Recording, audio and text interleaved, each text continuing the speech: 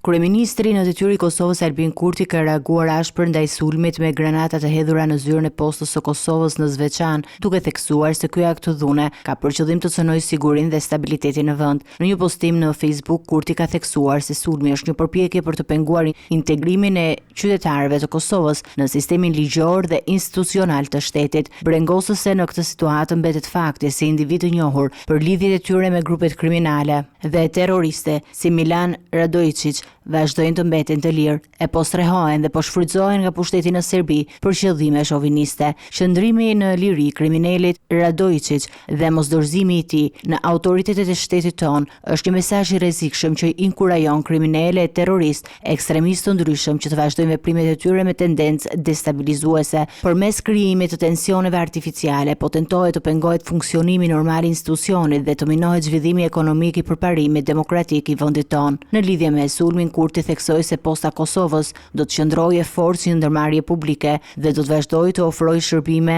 legale për të gjithë qytetarët. Ai siguroi se institucioni i postës së Kosovës, i cili hapi zyrat e tij javën e kaluar në të njëjtën godinë ku më parë kishte vepruar posta bankare e Serbisë, do të vazhdojë normalisht aktivitetin e tij pavarësisht sulmeve.